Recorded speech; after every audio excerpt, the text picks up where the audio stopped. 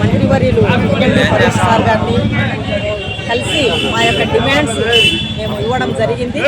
మేము సమ్మెకాలంలో చేసిన 42 రోజులు సమ్మెకాలంలో మరి మా యొక్క డిమాండ్స్ ఏవైతే గత ప్రభుత్వానికి విన్నవించుంటామో అవన్నీ నెరవేరాలని, అదేవిధంగా కనీస వేతనం 26,000 ఇవ్వాలి. మరి అనేక సమస్యలు ఉంటున్నాయి.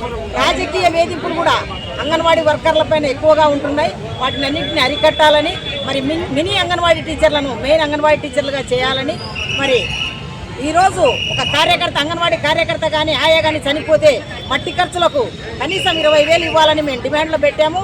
అదేవిధంగా మా యొక్క సమస్యలు ఏవైతే ఉంటున్నాయో ఆ సమస్యలన్నీ రిప్రజెంటేషన్ ద్వారా మరి మంత్రి గారికి విన్నవించాము.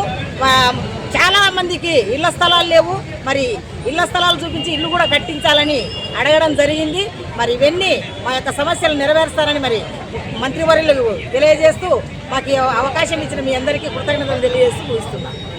ఈరోజు అంగన్వాడీల యొక్క సమస్యల గురించి మన గౌరవనీయులైన మంత్రి గారిని ఎస్ఎన్ఎం ఫరూక్ సార్ గారిని కలవడం జరిగింది.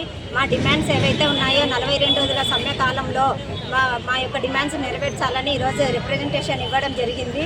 అలాగే కనీస వేతనం 26,000 రూపాయలు ఇవ్వాలి, తర్వాత గ్రాడ్యుటీ ఇవ్వాలి, వర్కరు ఆయా చనిపోతే మట్టి ఖర్చులకు కూడా 20,000 ఇవ్వాలని, మినీ సెంటర్లను మెయిన్ సెంటర్లుగా మార్చాలి అని, అలాగే మాకు కూడా అంగన్వాడీ వర్కర్లకు కూడా ఇళ్ల స్థలాలు ఇవ్వాలనే అన్ని దానిల మీద గురించి మా సమస్యలను రిప్రజెంటేషన్ ఈరోజు ఇవ్వడం జరిగింది.